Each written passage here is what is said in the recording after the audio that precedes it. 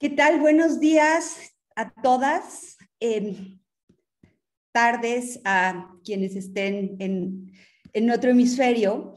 Bienvenidos todas a este conversatorio sobre mujeres y cambio climático. Les vamos a pedir que silencien sus micrófonos, por favor, y que usen el chat para compartir cualquier pregunta, cualquier reacción. Al final, después de platicar con nuestras participantes, vamos a tener un espacio para preguntas de todas y todos.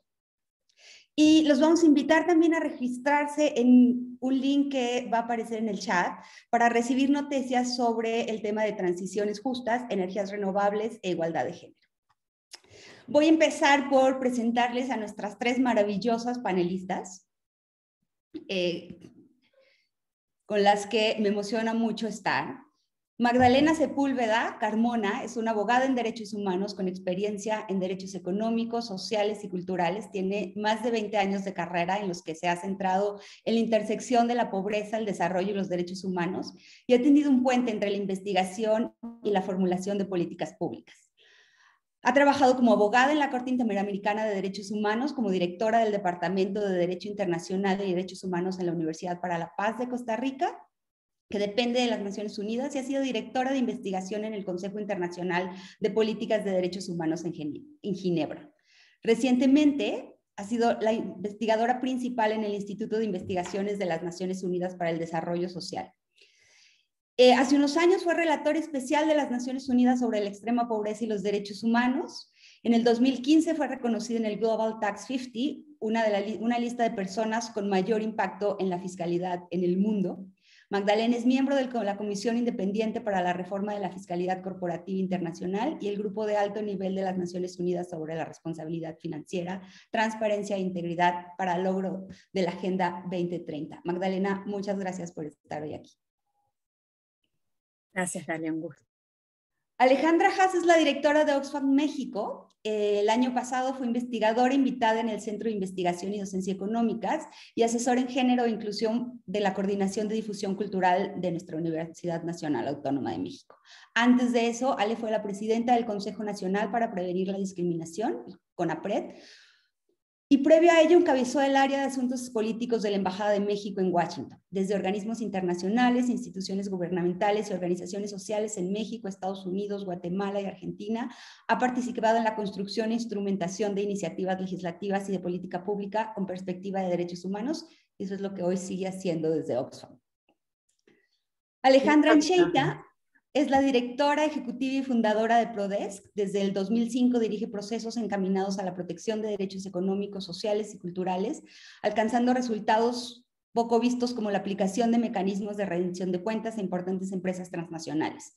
Debido al impacto del trabajo que ha realizado, fue galardonada con el premio Martin Ennals en el 2014, que otorga la Comunidad Internacional de Derechos Humanos. Y en el 2015 recibió el reconocimiento del Senado de la República Mexicana por su trabajo continuo como defensora de los derechos de los trabajadores y los trabajadores, las personas migrantes y las comunidades indígenas. Gracias, Alejandra, por estar hoy aquí. Pues hoy es el último día de la conferencia de partes de la Convención Marco Nacional de Naciones Unidas sobre el Cambio Climático, la COP26. Esta conferencia internacional que reunió durante 2 semanas a los líderes mundiales, o algunos de ellos por lo menos, y activistas de todo el planeta para definir el rumbo que debemos llevar para enfrentar la crisis climática.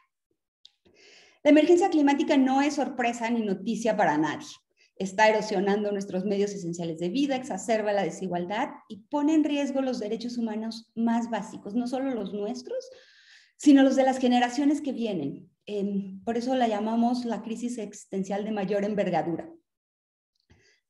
Pero se habla de la crisis climática sin hablar de que no nos afecta a todos por igual, que como siempre habemos los menos y los más favorecidos.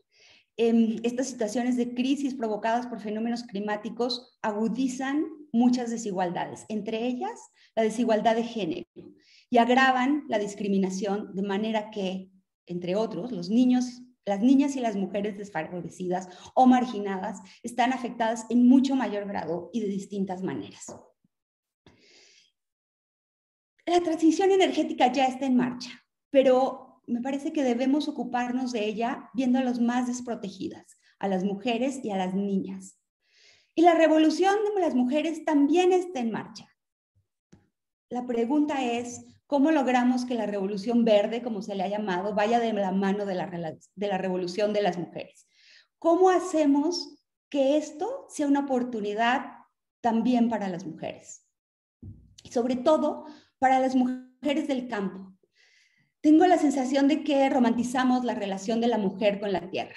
El campo es ese lugar donde todas las desigualdades están expuestas para hombres y para mujeres, pero sin duda para las mayorías, para los indígenas, para las personas de la tercera edad y para las mujeres. Cuando nos ocupamos del campo, hablando del desamparo económico, pero nos hemos enfocado muy poco en otros desamparos, en otras desigualdades, entre ellas las de las mujeres. Cuando Alejas me invitó a moderar esta mesa, mi primera respuesta fue, no es un tema que conozca, pero lo que realmente estaba yo pensando, ¿dónde está esa relación entre género y transición energética? Más allá de la injusticia de género, se ve por todos lados. Me encontré con un informe revelador, pero también desgarrador. Y mi primera pregunta fue, ¿cómo no lo había visto yo así? Pero me tomó en mis 5 minutos de optimismo del día y lo que dije fue, ¿y si esto es una oportunidad? ¿Y si esta es el momento de empezar de nuevo y darle a esas mujeres lo que no han tenido y de todo eso que se les ha privado durante décadas y siglos? Y aquí quisiera empezar con la primera pregunta.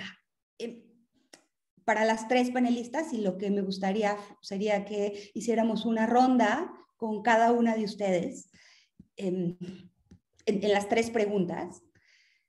Podemos empezar con Magdalena, si les parece, y después seguimos con las Alejandras.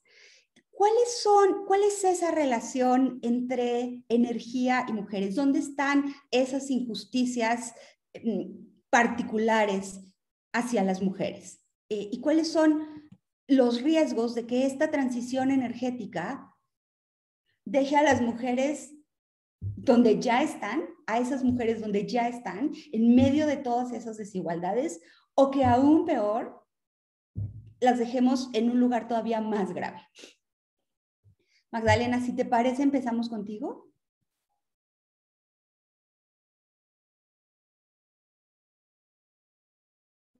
Ahí está, perfecto, poniendo el micrófono. Muchísimas gracias, Galia. Y realmente este es el tema. Como bien decías, las mujeres vivimos un tipo de discriminación que hace que en cualquier contexto de emergencia o de crisis, como es efectivamente la emergencia climática, las mujeres y niñas en toda su diversidad tienden a ser las más perjudicadas. Y esto es precisamente debido a la discriminación sistémica que hay contra la mujer. Normalmente son las mujeres las que tienen menos autonomía de su tiempo, tienen menos control del movimiento, tienen menos acceso a propiedad y recursos. Por lo tanto, se ven por lo general muchísimo más afectados o desproporcionadamente afectadas en cualquier situación de crisis. En consecuencia, y esto es especialmente el caso de las mujeres que viven en situación de marginalidad o pobreza, ya sea en situación rural o en situación urbana. Y ya sabemos también que la emergencia climática está impactando desproporcionadamente a las mujeres, a los sistemas alimentarios, está aumentando la pobreza y la inseguridad. Por ejemplo, las sequías, las tormentas o los huracanes, que cada vez son más frecuentes debido a la disrupción del sistema climático causado por la concentración de los gases de efecto invernadero, hace que las labores de cuidado de las mujeres se incrementen considerablemente en algunos casos. Asimismo, debido a los estereotipos y los prejuicios contra las mujeres, son las mujeres las que tienden a cuidar a los enfermos, a los heridos, a realizar las labores domésticas que en muchos casos son muy duras, cuando no hay acceso a electricidad o agua. Y también son las mujeres las que llevan el trabajo comunitario para reconstruir comunidades cuando hay una crisis. Y eso lo sabemos también y la evidencia es muy clara. Todo esto con un trabajo no remunerado y no reconocido. Entonces, sabemos que para poder enfrentar el cambio climático necesitamos reducir el efecto invernadero y debemos transitar energías renovables. Esto es realmente urgente, no hay cuestión, debemos movernos a las energías renovables. Sin embargo, y lo que trata de resaltar este informe, es que esto debemos hacerlo, pero sin exacerbar las desigualdades de género.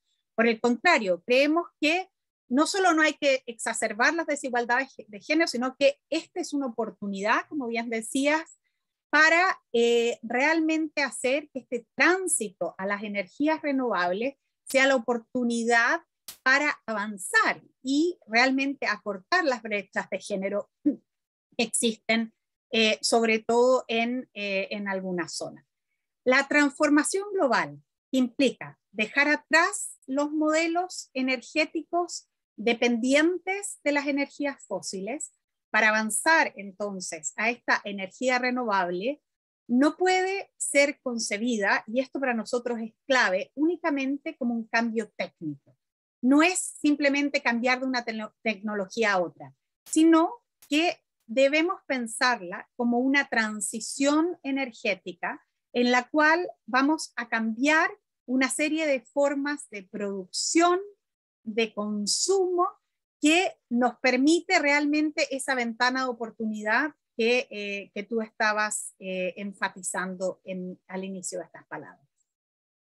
Debemos tener en cuenta que la principal causa de la crisis climática ha estado dada por los sistemas de energías fósiles, que por más de 200 años han ignorado las consideraciones de género y las necesidades y las habilidades de las mujeres. Como resultado, tenemos en el sector energético unas grandes brechas en tanto al acceso y el control de la energía. Y lo que también tenemos es que quienes no tienen acceso a la energía son las mujeres. La pobreza energética tiene cara de mujer. Y por lo tanto, debemos esta posibilidad hacer que, si nos movemos entonces del modelo extractivista fósil al modelo de energía renovable, buscar la posibilidad de que sean las mujeres las que en este tránsito puedan tener una mayor participación en el manejo y el consumo de la energía, que sean las mujeres quienes, bueno, junto con los varones, pero las mujeres no desproporcionadamente, que no se vuelvan a perjudicar el ejercicio de sus derechos, sino que realmente sea una posibilidad que las abra al acceso al trabajo de la energía, que les abra la posibilidad de tener acceso a la energía. Esta es una gran brecha de género, la falta de acceso a la energía por parte de las mujeres, y en un sistema en el cual su participación, su voz, su autonomía esté realmente configurada y esté tomada en cuenta desde un principio. Y con esto vamos a tener realmente un triple dividendo con la energía renovable. Vamos a lograr que se reduzcan las emisiones, vamos a promover sociedades más biodiversas y al mismo tiempo se va a poder abordar la pobreza y la desigualdad, dando estas oportunidades de empleo y aumento del acceso a la energía sostenible por parte de las mujeres. Gracias, Galia. Espero haberte contestado tu pregunta de esta forma.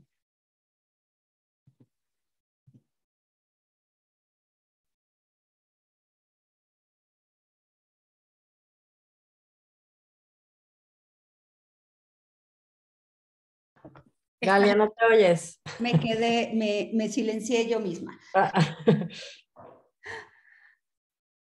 Ale, ¿tú dónde encuentras esa relación y cuáles son los riesgos que ves en esta transición energética cuando se trata de mujeres? Iba justo a empezar con esa frase que dijo al final Magdalena, porque está en el informe y me parece que condensa muy bien lo que se quiere, ¿no?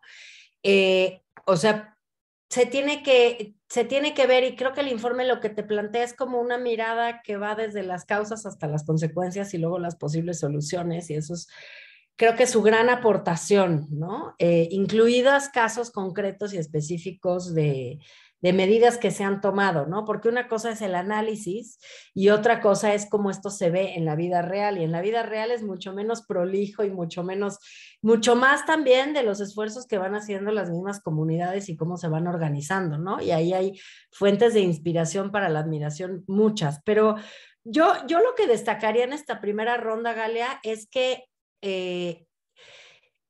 esa frase que me gusta mucho de que si queremos definir la locura, podríamos decir que es hacer las cosas de la misma manera esperando resultados distintos, ¿no? O sea, si llegamos aquí con esta crisis climática, no es solo por la proveniencia de la energía y digamos su fuente natural, ¿no? Esa es, o sea, como la razón biológica, si ustedes quieren, o química o natural, ¿no? El problema es cómo tomamos decisiones, dónde invertimos el dinero, quiénes participan en los procesos, cómo se distribuye esa energía, cuáles son finalmente los principios y valores y mecanismos y metodologías que hacen que un sistema funcione como funciona el sistema de energías fósiles, ¿no? ¿Qué puede pasar con la energía? O sea, ahorita vemos la energía renovable como la gran panacea para resolver el problema del cambio climático. No sabemos si a la larga eso va a convertir, pasa como con los alimentos, ¿no?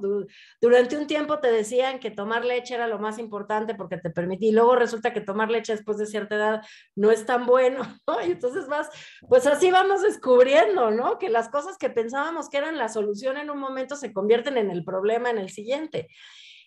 La solución no es transitar de consumir como consumimos y hacer lo que hacemos con otra fuente de energía. La solución es cambiar la manera en la que nos comportamos.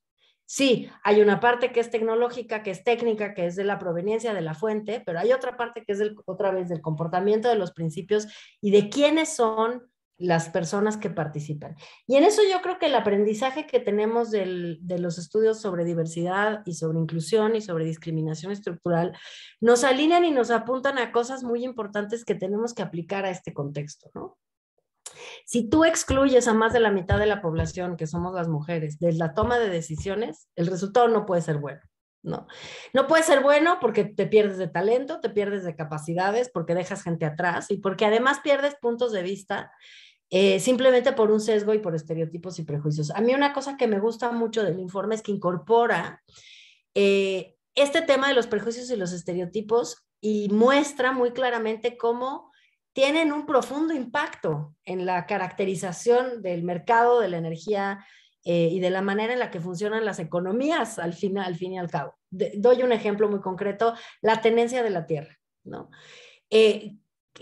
Si partimos de la premisa de que el mundo está absolutamente dividido por el prejuicio de género, ¿no? Y por los estereotipos de género, y pensamos que una cosa que sí compartimos toda la humanidad, porque nos dividen un montón, pero la que sí comparte la humanidad es la creencia de que nacer con un pene o una vagina te va a hacer distinto en ciertas características y te tienes que dedicar a cosas totalmente distintas, ¿no? Entonces, partiendo de esa lógica que es muy, digamos, primigenia del estudio del género y de la problemática del género, nos damos cuenta entonces que los sistemas económicos están organizados de esa manera y que acaban las mujeres asumiendo un montón de responsabilidades como el mantenimiento de la familia, el mantenimiento de las comunidades, mucho en los países como México, donde han migrado mucho los hombres, luego también las mujeres, pero al inicio sobre todo mucho los hombres se quedan a cargo de la economía local, de las economías comunitarias, pero no se quedan con la titularidad de la tenencia de la tierra, ¿no? Entonces cargan con la responsabilidad, pero no tienen el espacio político y económico para estar en la toma de decisiones estructurales.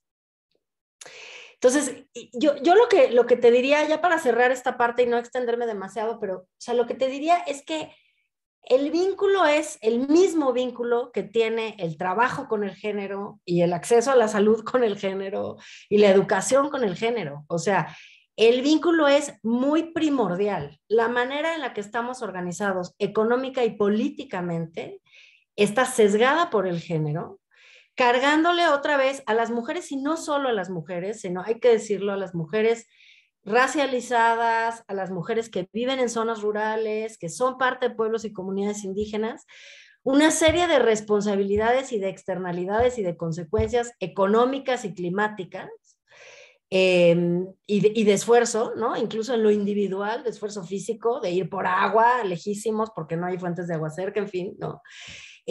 Más el cuidado de las familias, ¿no? Más el sostenimiento de las comunidades, pero no están involucradas en el sector, en la toma de decisiones. Y cierro con una cosa que me dijo hoy en la mañana Laura García, otra persona a la que admiro mucho y que ojalá podamos incorporar estas discusiones en otro momento. Laura García es directora de Green Grants, una financiadora grande de proyectos sociales relacionados con el tema de cambio climático.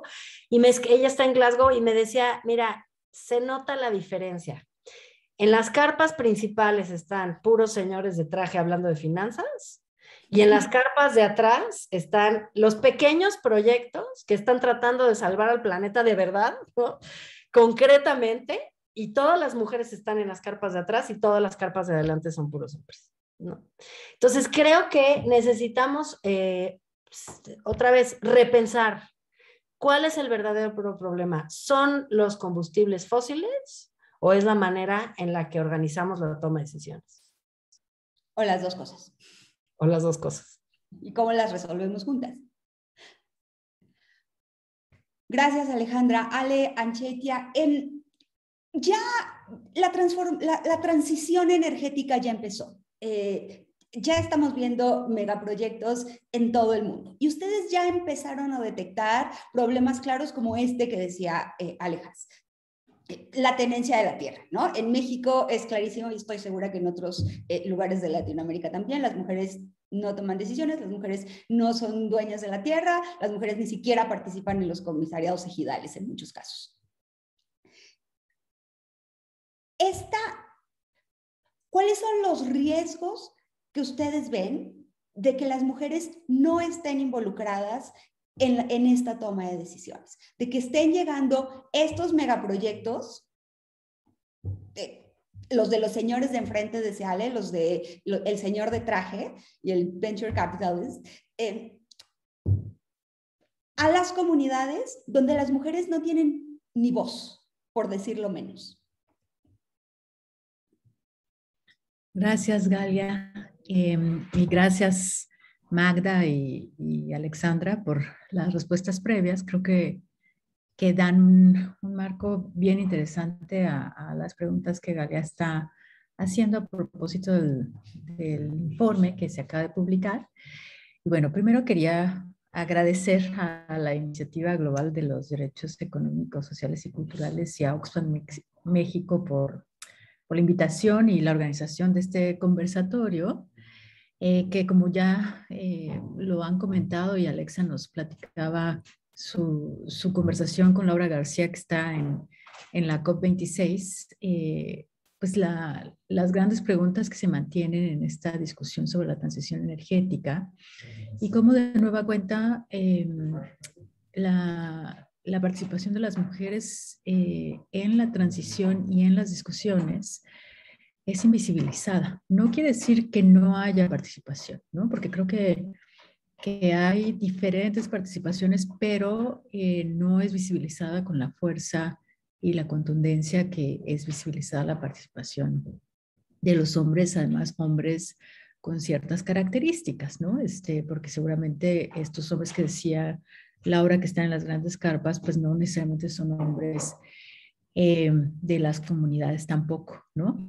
Probablemente son hombres empresarios, blancos, con características muy definidas. Entonces, para ir respondiendo a la pregunta, Galia, yo creo que empezaría mencionando un punto que es clave para nosotras desde Prodesco, ¿no? Y desde el trabajo que nosotras hacemos. En la actualidad identificamos una tendencia a diferenciar las luchas de los pueblos indígenas con las luchas por un medio ambiente sano. Sin embargo, el Banco Mundial ha calculado que el 80% de la biodiversidad restante en el mundo es protegida por los pueblos indígenas, que representan solamente el 6% de la población global.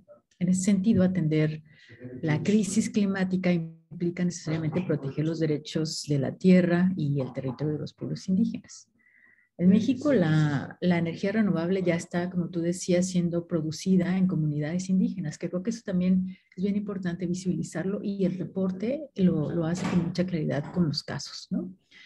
Por ejemplo, en la península de Yucatán hay ya grandes proyectos fotovoltaicos y en el Istmo de Tehuantepec se produce energía eólica.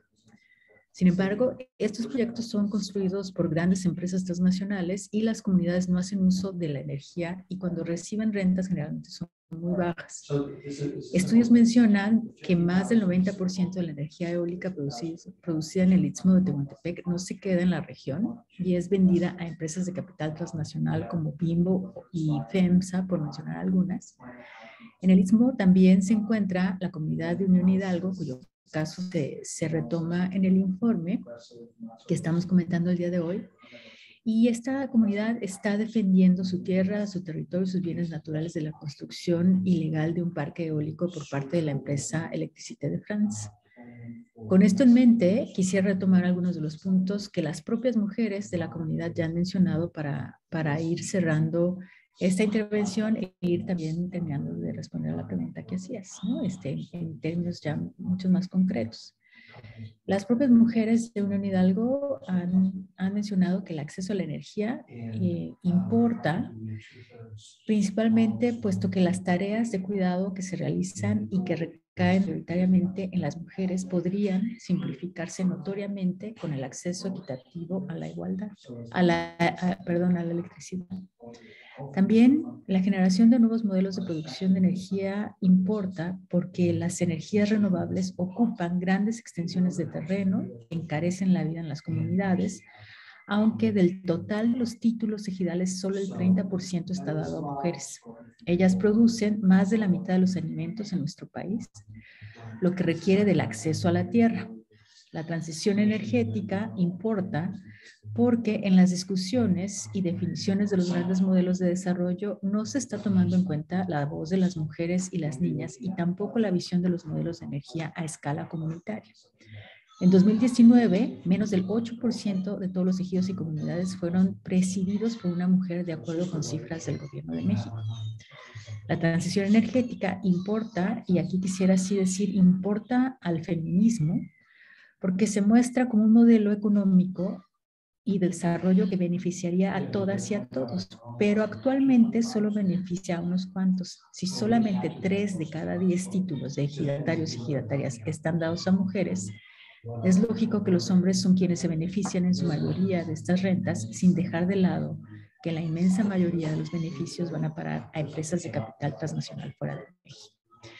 En ese sentido, me parece que la transición energética está planteada otra vez desde la lógica del sistema capitalista y desde la lógica del sistema patriarcal, ¿no? En donde otra vez solo son los hombres definidos con ciertas características que obtendrán los beneficios de esta transición energética.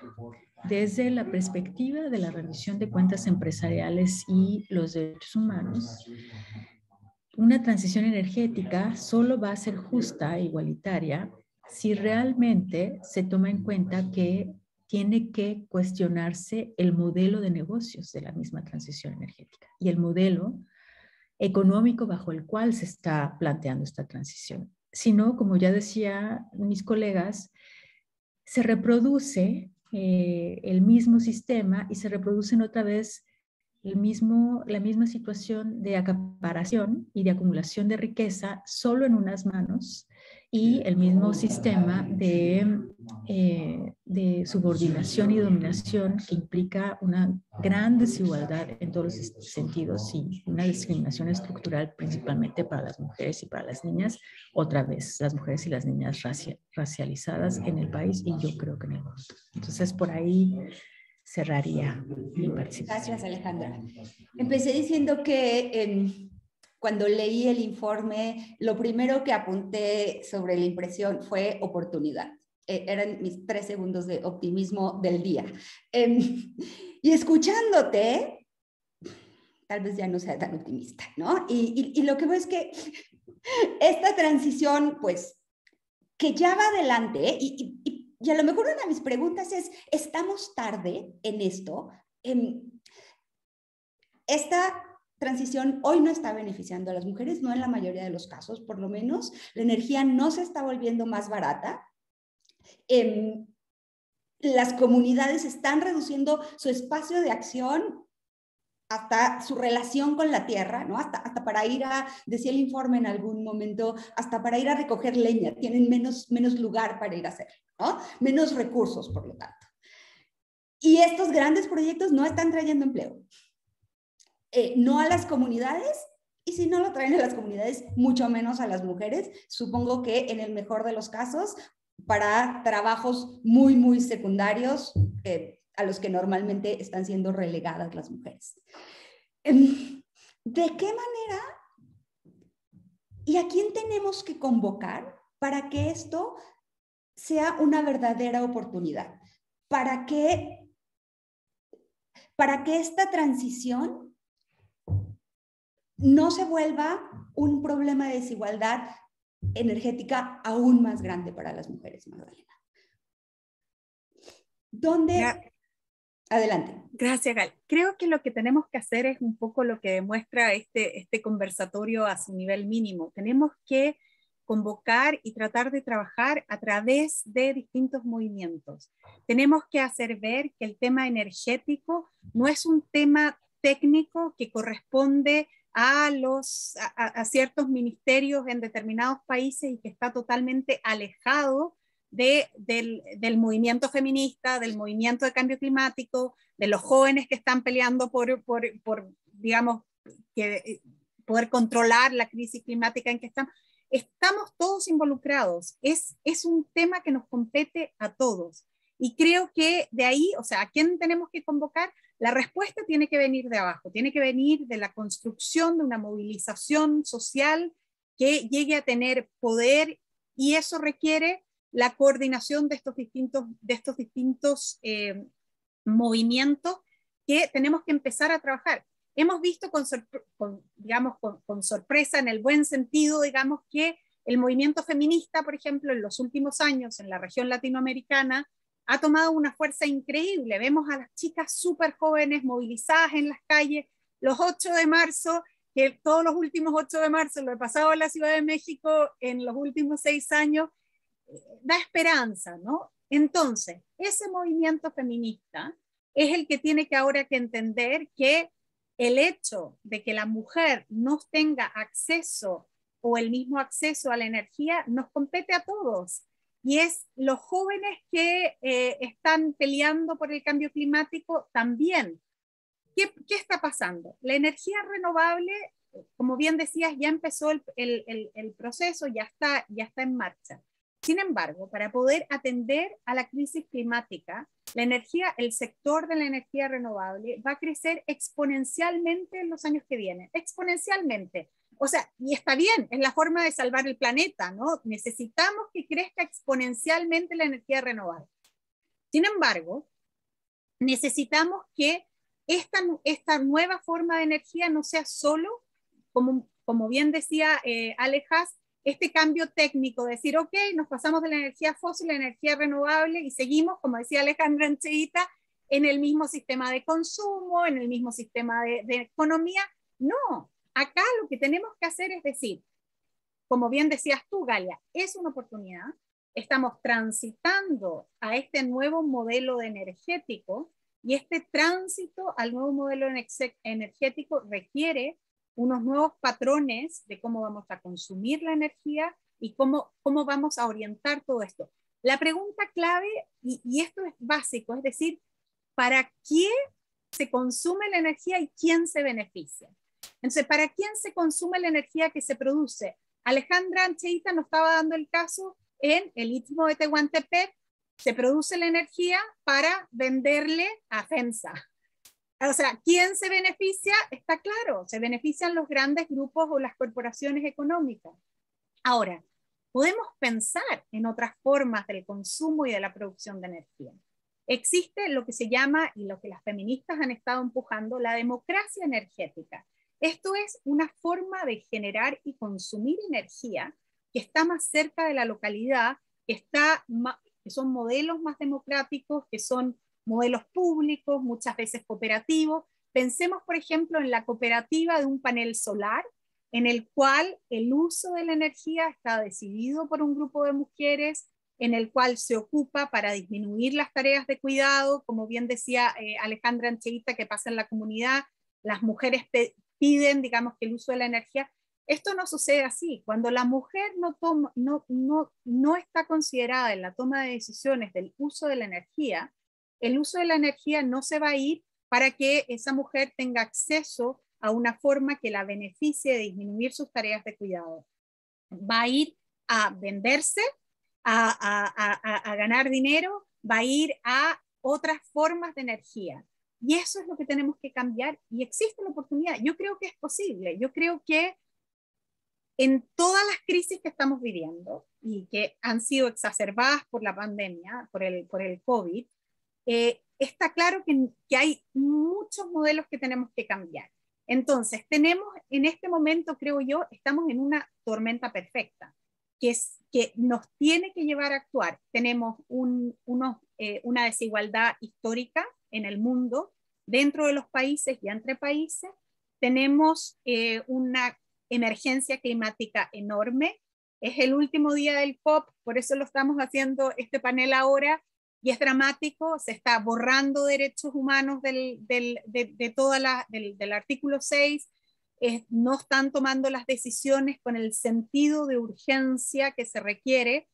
Algunos líderes y los que no están, que eran tan necesarios, como China y Rusia, no están en este modo de emergencia, y estamos en una crisis que nos puede llevar al término de lo que somos, y tenemos una crisis de cuidado enorme, que lo vimos con la pandemia. O sea, la pandemia nos hizo evidente que el sistema de cuidado actual, en el cual la carga de trabajo de cuidados la llevamos las mujeres, no puede funcionar, porque hay un límite a la cantidad de horas que la mujer puede hacer trabajando remuneradamente y trabajando no remuneradamente. O sea, el sistema entró en crisis. Tenemos frente a todas estas crisis que decir, vamos todos juntos. Todos los temas son temas que hay que mirar unidos, y requieren, la mayoría, un cambio de paradigma respecto de cómo enfrentar hacia adelante. Y yo creo que hay oportunidades, y que hay muchísimos movimientos muy fuertes que están trabajando en este momento, quizás de una manera más aislada, y que debemos empezar a tomarnos las manos y empezar a trabajar de manera más coordinada para lograr los cambios que son tan urgentes, que se necesitan. O sea, la emergencia climática nos está llevando a un punto de no retorno.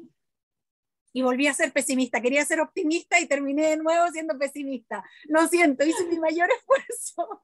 Hice mi mayor esfuerzo. Vamos a acabar con una nota optimista, Magdalena, eso te lo prometo. Ale, veo en el informe, hay dos estudios, dos casos de estudio, de uno de ellos hablaba Alejandra, con casos muy bonitos de comunidades donde se está ya trabajando de otra manera. Pero voy a volver a la referencia de Laura García y el señor de traje, o el señor de puffer vest, no sé qué usen en la COP26 estos señores, pero los de enfrente. Estos no están trabajando en estos proyectos, y no lo sé, pero no dudo que este mismo señor que está invirtiendo en el megaproyecto está invirtiendo en Bitcoin, que consume toda la energía del mundo. Creo que algo así como la misma energía que todo Suecia, una cosa así. ¿Cómo hacemos con esos proyectos? ¿Cómo hacemos con esa gente? ¿Cómo hacemos que esos grandes proyectos, porque tengo la impresión, y ahorita se lo preguntaré a Alejandra, de que ya hay pequeños proyectos, nos decía Magdalena, ¿no? Ya hay proyectos que emocionan y que dan gusto, donde sí podríamos romper con el esquema capitalista que nos ha llevado hasta donde estamos. Pero están todos los otros grandotes, todos esos otros megaproyectos, donde además, tú me dirás, es donde el Estado tiene puestos los ojos. ¿Ahí cómo le hacemos? ¿Dónde está la oportunidad ahí?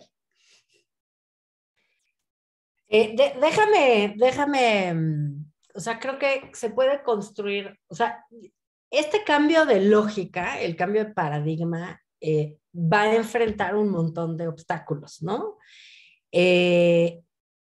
Porque al final de lo que estamos hablando es del privilegio sobre el control económico, político, narrativo, ¿no? Y los privilegiados, por ponerlo en masculino, ahí también hay mujeres, pero el grupo privilegiado, el grupo de personas que controlan las decisiones, quiere controlar también la salida, ¿no? Entonces, ahí es como el primer desafío grande de como este cambio de paradigma implica dejar en otras manos la toma de medidas, o todavía más difícil, aprender de otros de los cuales estamos acostumbrados a ni escuchar, ni pensar, ni más que de manera instrumental, aprender de otras formas distintas de abordar la generación de energía, ¿no? Por la generación de energía, la relación con la tierra, el aprovechamiento de los bienes comunes, la gobernanza, etcétera, ¿no? Entonces, creo que ahí hay como, o sea, ese es el cambio más difícil, ¿no? Siempre dicen que en el cambio climático el desafío más grande es el cambio de comportamiento. Y nos fijamos mucho, creo que se ha hablado mucho del cambio de comportamiento en términos de las y los consumidores. Y es verdad, ¿no? Convertirnos en personas que no comen carne o personas que no consumen tanta luz o personas que no consumen tantos bienes como estamos acostumbrados particularmente en los países pues también muy cercanos al sistema, muy inmersos en el sistema capitalista como es México, en fin, es un desafío enorme, ¿no? El poder de los 6 billones, decía alguien que conocía, ¿no? El gran poder de cambiar el problema del cambio climático está en los 6 billones de personas. Pero hay otra parte del comportamiento del que no hablamos tanto, que es el comportamiento de los tomadores de decisiones, ¿no? Y yo ahí, digamos, haría una reflexión en positivo para ya empezar a perfilarnos acerca de lo positivo. Estamos a la mitad del evento, todavía hay algo de esperanza. Yo creo que visto desde el punto de vista de los casos que tú abordaste hace un momento, a mí me gustaba mucho alguna de las enseñanzas del caso sudafricano que hablaba acerca de cómo las energías renovables pueden desempeñar un papel en otro tipo de avances, ¿no? O sea, este nuevo sector, este nuevo paradigma, esta nueva manera de comportarnos tiene algunas consecuencias positivas que también podemos identificar. Y ahí dicen, el desarrollo de microredes y de sistemas de energía renovable autónoma puede acelerar el progreso hacia el acceso a la energía y mejorar la fiabilidad de los sistemas existentes, lo cual puede contribuir a la garantía de servicios públicos de alta calidad en ámbitos como la educación, la salud, y otros fundamentales para el respaldo de las mujeres. O sea, la cosa es no nada más resolver la condena a muerte que tiene la humanidad encima, ¿no? Esta espada de Damocles en la cual vivimos ahora. Me gustó mucho en el documental que no sé si vieron de Richard Attenborough, que dice, no, el mundo no se va a acabar, lo que se va a acabar es la humanidad, ¿no? Que quede claro, el mundo iba a seguir. Tenemos esta espada de Damocles encima, necesitamos abordarla con velocidad, necesitamos cambiar y ahí se habla de un montón de cosas, pero también podemos acortar brechas en ese proceso que vienen de antes, porque creo que ya lo dijo Magdalena al inicio, la problemática del acceso a la energía, o sea, no es que nada más haya un tema de transición de las fuentes de energía, sino hay un problema muy serio de falta de acceso a fuentes de energía, hay un déficit en la producción de la energía, en la manera en la que está diseñado el modelo actual. Entonces, un nuevo modelo, un nuevo paradigma, una nueva manera de tomar decisiones y un nuevo como foco en dónde se están tomando y quién está tomando acción, también podría cortar la brecha y también podría resolver problemas como la interdependencia que se ha vuelto demasiado pesada, ¿no? Este problema de todas estar colgadas de la misma red, si la red falla, todo el mundo se queda sin nada, ¿no? La posibilidad de la participación como un mecanismo de reducir los riesgos que provoca el sistema como está planteado, ¿no? Entonces, creo que ahí hay una nota positiva que que además viene acompañada de experiencias ya muy concretas en términos de los casos que se abordan y otros casos que en otros eventos también con la iniciativa global hemos escuchado, ¿no? Porque la iniciativa global ha hecho un mapeo muy amplio de casos específicos exitosos en todo el mundo de iniciativas de energías renovables y género. Pero que yo creo que nos tienen que llevar a repensar esto. Hay otra cosa que no se ha mencionado tanto y que creo que es importante también como parte del informe, que es la presencia de las mujeres en el mercado laboral, ¿no? Y una de las cosas que hace muy evidente el informe es que, pues en las energías fósiles, la verdad es que salvo en ciertas labores muy concretas, pues las facultades de ingeniería petrolera están vacías de mujeres, ¿no? Las empresas, grandes empresas petroleras no tienen mujeres en sus altos mandos, ¿no? Salvo algunas honrosas excepciones. Pero también, y se aborda eso, ¿no? O sea, también el mercado laboral que proviene de las energías renovables tiene también que transformarse en términos de la manera en la que se presentan esas oportunidades, en la que se estructura la oferta laboral, en la que se premia o se castiga ciertas capacidades o cierto desarrollo de capacidades, y donde se necesita como repensarlo desde el género, porque también es un mercado creciente, un mercado, digamos, muy innovador, muy nuevo, que puede no arrastrar los vicios de ese otro mercado. Con otra vez, y vuelvo a la idea reiterativa, que es que si tú en equipos de trabajo tienes diversidad, vas a tener mejores decisiones, ¿no? Y esa es la verdadera transición energética. Gracias, Alejandra. Alejandra, la otra Alejandra. Nos platicabas hace un rato de estos casos, especialmente el de Unión Hidalgo. Te decía que te veía menos optimista, pero quiero explotar tu lado optimista ahora. ¿Tú dónde ves esas oportunidades? ¿Qué podemos conseguir de esta transición energética? ¿Cuál es el escenario ideal, digamos?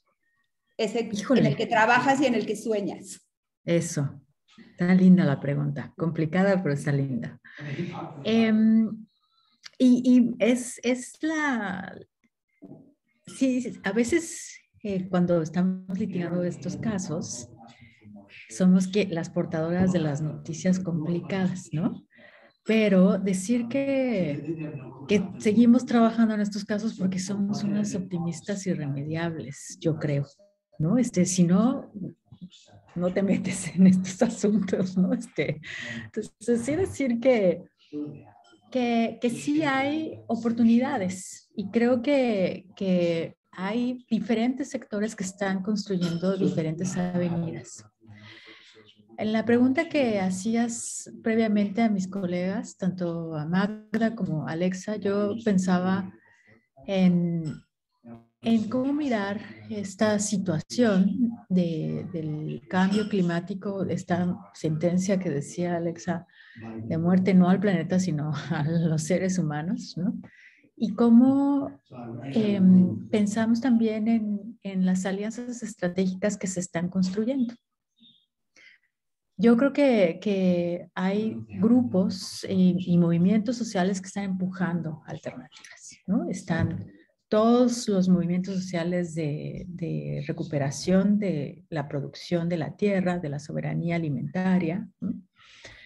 Están también todos estos otros grupos sociales de jóvenes, tanto hombres y mujeres, que están, pues sí, planteando una exigencia mucho más fuerte y radical, ¿no? Vemos en los medios de comunicación a estas jovencitas, desde la joven Greta hasta las jóvenes brasileñas. Hubo una delegación muy importante de mujeres mexicanas indígenas también en la COP que hicieron presencia y que justo parte del mensaje que planteaban era no más bla, bla, bla, ¿no?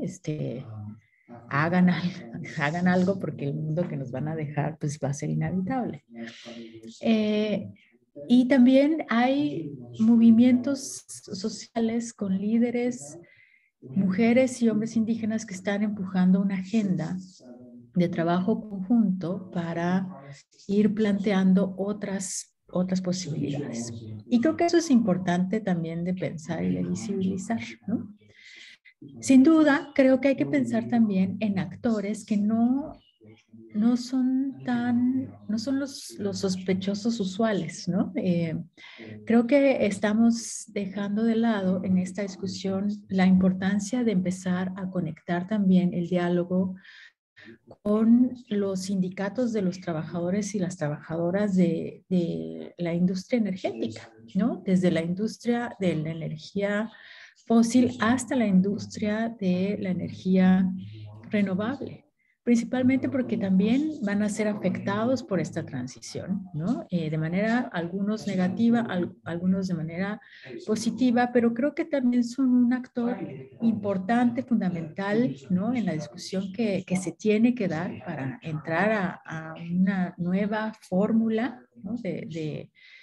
Que sea una fórmula mucho más democrática y donde las mujeres en diferentes países que logran estar agremiadas en los sindicatos tienen más espacio de participación y de toma de decisiones, ¿no? Entonces creo que ahí hay una oportunidad que tendríamos que explorar, ¿no? Encontrar estas alianzas estratégicas con el movimiento laboral, con el movimiento sindical, nacional y transnacionalmente.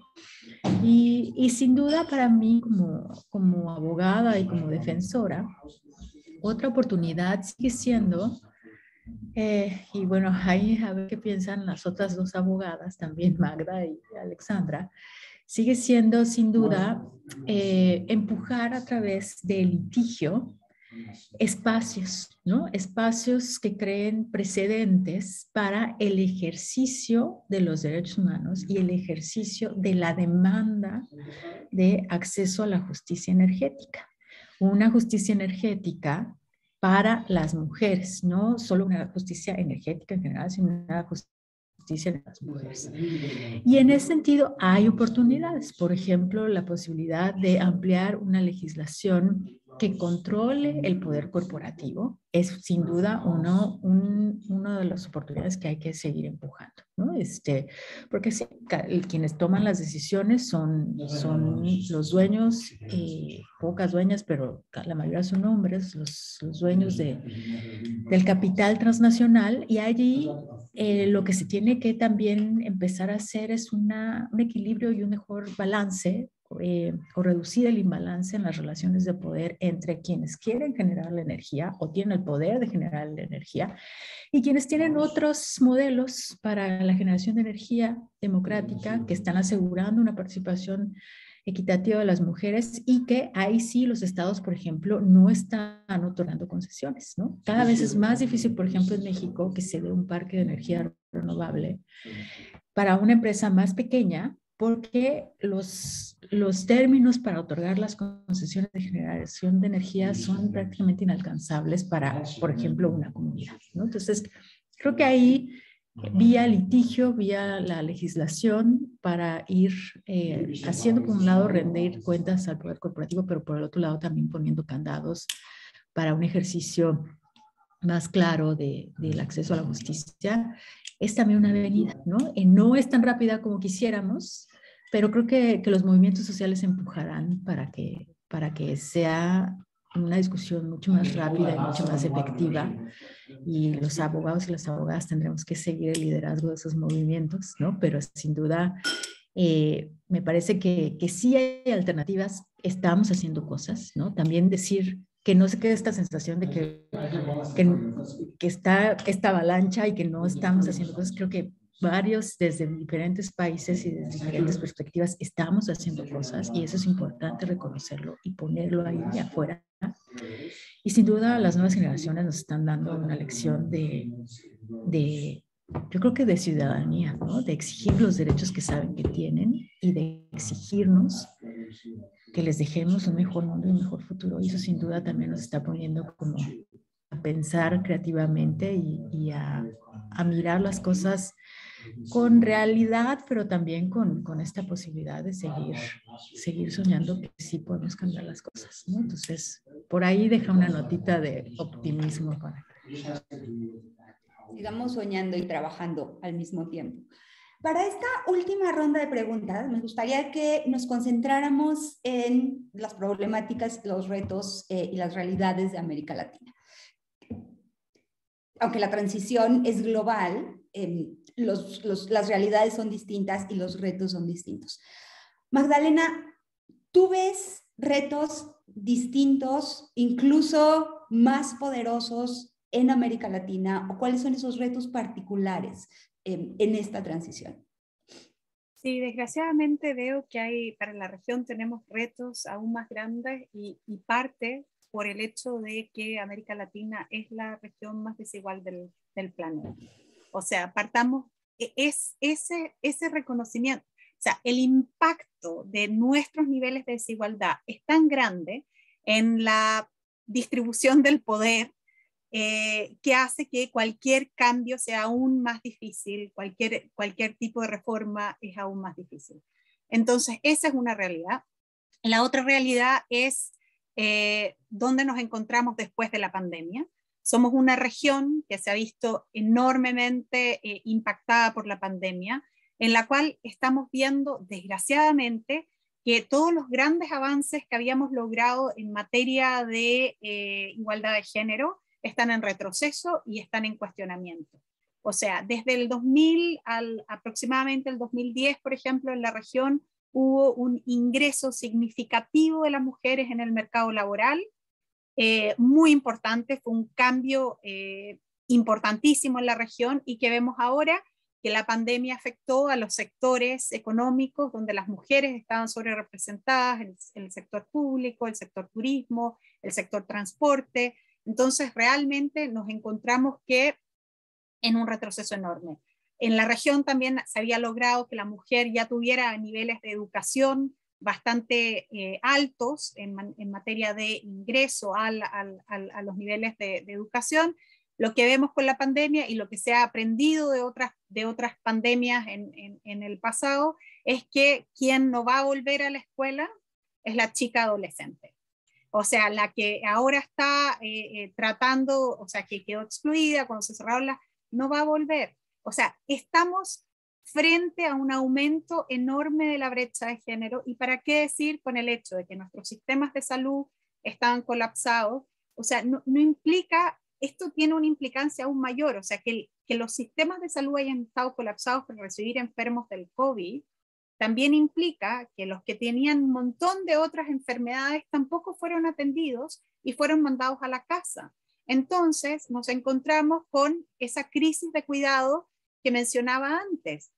Las mujeres las que son madres, están con chicos, estuvieron con muchos meses con chicos en la casa haciendo los cuidados, y todas las mujeres hacen cuidados también para la comunidad. O sea, están mucho, los temas de cuidado y está aún más allá del nivel de comunidad. Entonces los desafíos son enormes, son realmente muy, muy grandes, y varios países de la región se encuentran también con crisis de representación política.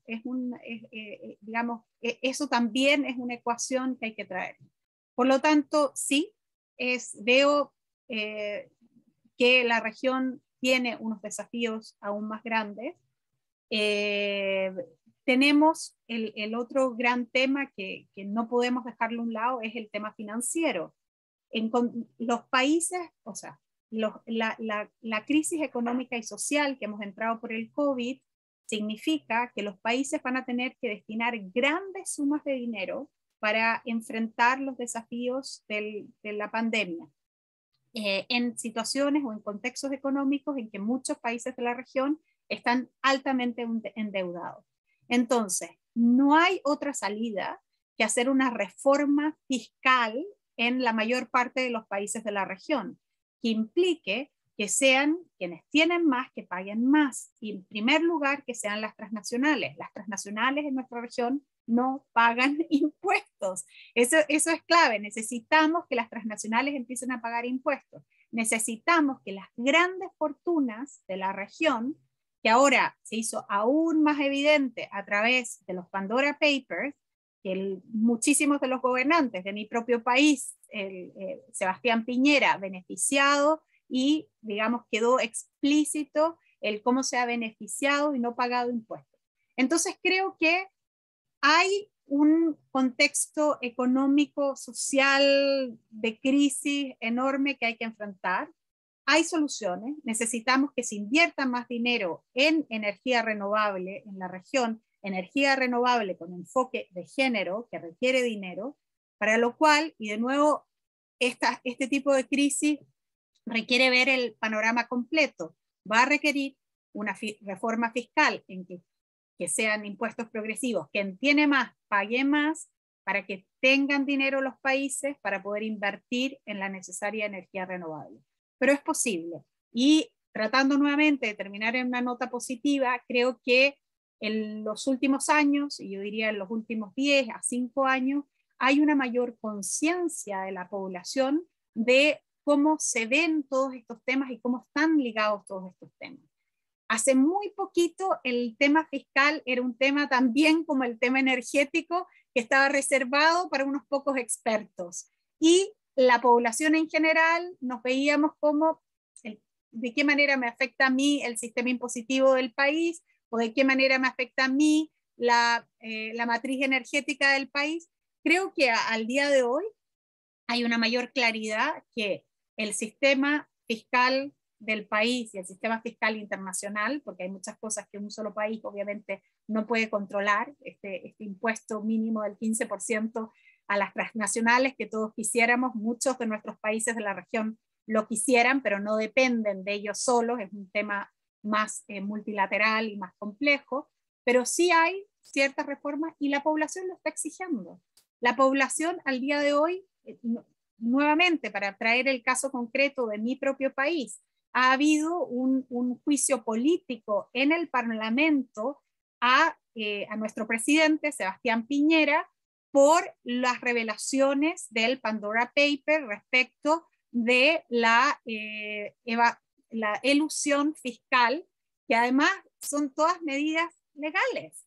O sea, pero claramente lo que viene entendiendo la población, que hay muchas cosas que se pueden hacer legalmente porque hay vacíos legales, pero que son injustas y que hay muchos que se pueden aprovechar del poder político que tienen para aprovechar. Y la ciudadanía está diciendo no más, ya basta, que los ricos y las empresas transnacionales que no paguen, que podamos tener dinero y que ese dinero se invierta ahora a una transición energética justa que beneficie a quien tiene que beneficiar. Volvamos a preguntarnos, ¿para quién la generación de energía y quién se beneficia? Y tengamos, digamos, un cambio en el cual logremos políticas más redistributivas y se distribuya más el poder y la toma de decisiones para tener sociedades más justas y sostenibles. Gracias, Magdalena. Tengo la sensación de que hay que caminar por distintos y muchos caminos en distintos niveles, unos más empedrados y otros más suavecitos, Ale.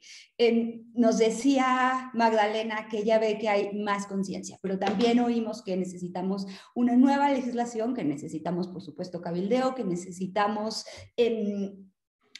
otras leyes, pero me parece que en América Latina a lo mejor necesitamos por empezar a visibilizar la injusticia energética para las mujeres.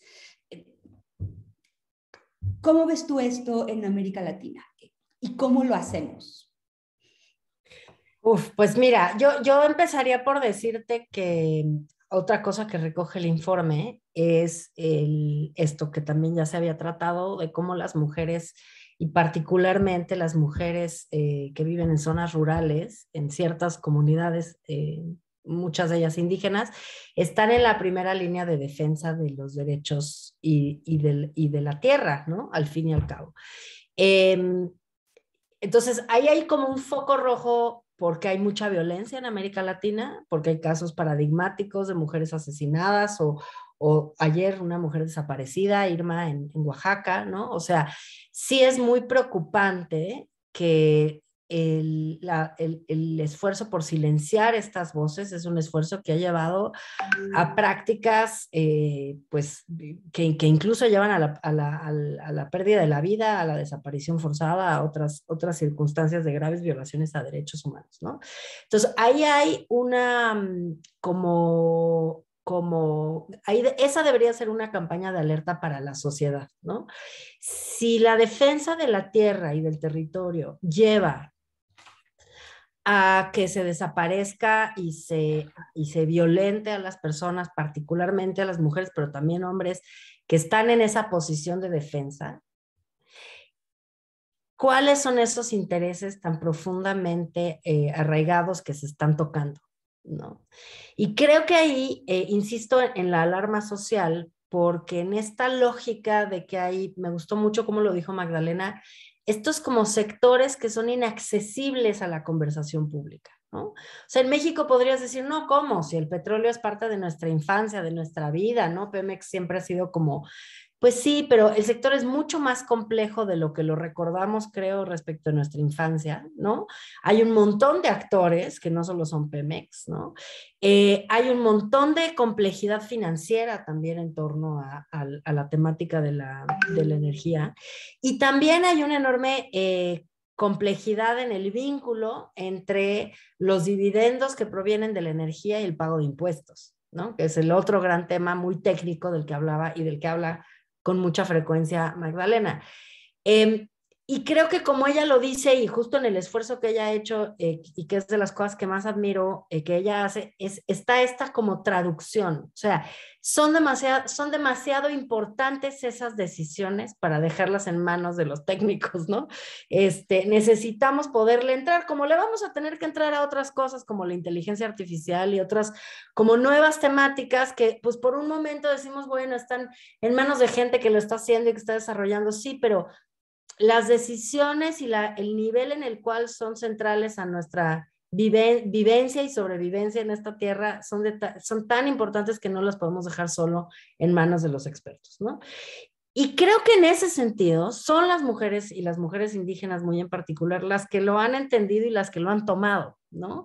Entonces, si lo queremos ver desde el punto de vista ya no de la lógica de la denuncia, que es muy importante y que otra vez Prodesc y otras organizaciones han hecho un trabajo de denuncia impresionante que acompaña a estos movimientos sociales de base.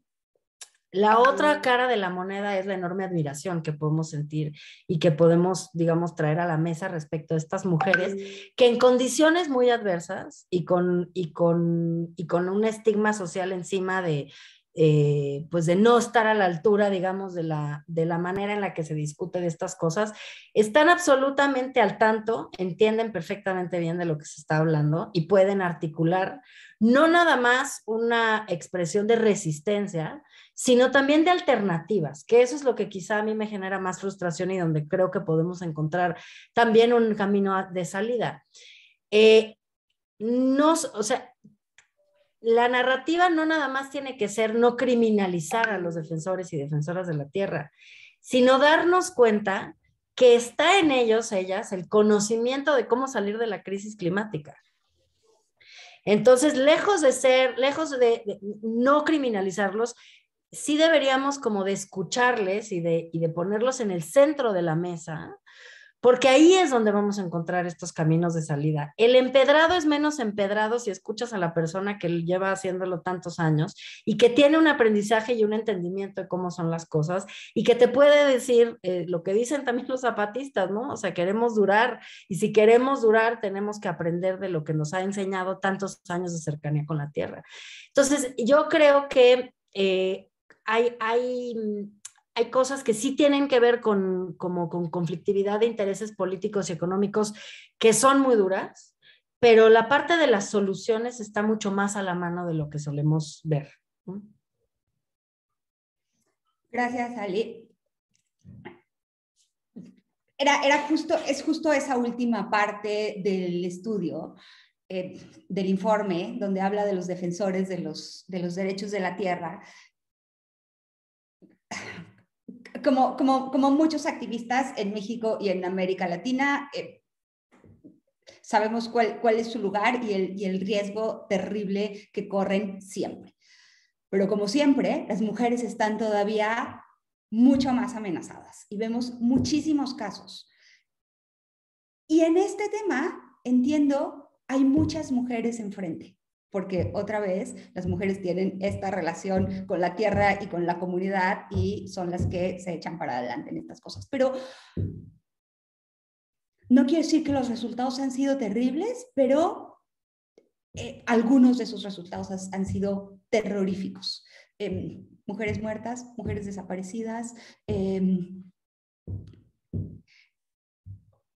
¿Cómo hacemos esto, Alejandra? ¿Cómo acompañamos este proceso?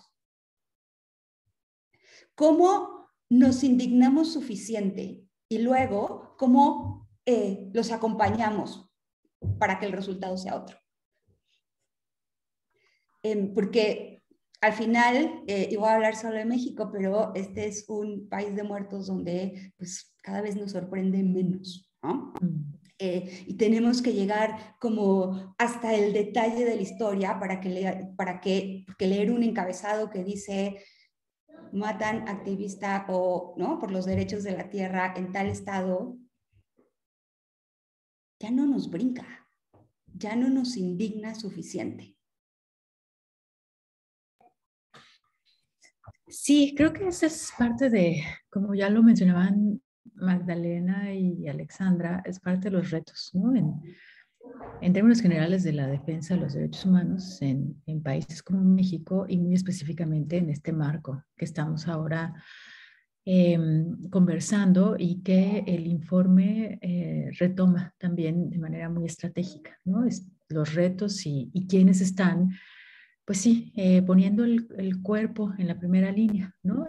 Que evidentemente son las mujeres, otra vez, somos las mujeres otra vez y en muchos de estos casos las mujeres que están en los territorios y que están defendiendo pues su tierra, su territorio, los bienes naturales, principalmente porque son quienes están viviendo, ¿no? De los bienes naturales que están en su tierra y en su territorio, y también porque saben las implicaciones que tiene en el proyecto de vida de las generaciones futuras, ¿no? Creo que esa es otra de los elementos importantes a recuperar y reconocer de las mujeres que están y que viven el territorio en sí, ¿no? Y la defensa del propio territorio. Entonces, ese es uno de los principales retos. Ya varios informes del relator y ahora la relatora de Naciones Unidas respecto de defensores y defensoras de derechos humanos establecía que quienes están en mayor riesgo, no solo en México o en América Latina, sino a nivel mundial, son los defensores y las defensoras que están defendiendo los derechos de los pueblos indígenas, principalmente, otra vez, porque están no solo enfrentando la acción y la omisión de los gobiernos, sino están enfrentando intereses económicos, ¿no? Poderes económicos. Esa es la palabra adecuada. Poderes económicos en contextos en donde la corrupción y la impunidad sigue dando este mensaje generalizado de que solo algunas vidas importan, ¿no? Y la vida de las mujeres en el país, en México, pues ya vimos que casi a nadie le importa. Y si son mujeres racializadas, que además están en contextos de pobreza, pues importan mucho menos. Y creo que ese es un reto gravísimo que hemos tratado de venir atendiendo desde diferentes perspectivas, ¿no? Pero creo que desde mi experiencia, una avenida que ha funcionado de manera eficiente ha sido empezar a acompañar los procesos desde una lógica colectiva y desde una lógica comunitaria, ¿no? No individualizar los liderazgos, sino empujar liderazgos más colectivos y más comunitarios también da una acción diferenciada. Y empezar también a construir y a definir qué significan las comunidades para las mujeres, ¿no? Yo he estado hablando con Alexandra Haas en términos de cómo resignificamos la comunidad para nosotros las mujeres, ¿no? ¿Qué significa una comunidad y qué elementos de seguridad nos da una comunidad? Puede ser una comunidad indígena, una comunidad rural o tu propia comunidad de amigas, tus redes de amigas, que de pronto se convierten en un espacio de seguridad frente a esta violencia estructural que vivimos las mujeres, y en específico las mujeres pobres y racializadas, ¿no? Entonces creo que estos ejemplos de las redes comunitarias que se están construyendo para visibilizar y para proteger a las mujeres en el territorio son fundamentales. El trabajo de las organizaciones de derechos humanos en lo local, visibilizarlo, es fundamental, ¿no? Y por supuesto seguir exigiendo al gobierno mexicano y a los gobiernos de los países que están en estas situaciones de un alza muy escandalosa de violencia hacia las mujeres y hacia los defensores de derechos humanos y de la defensa de la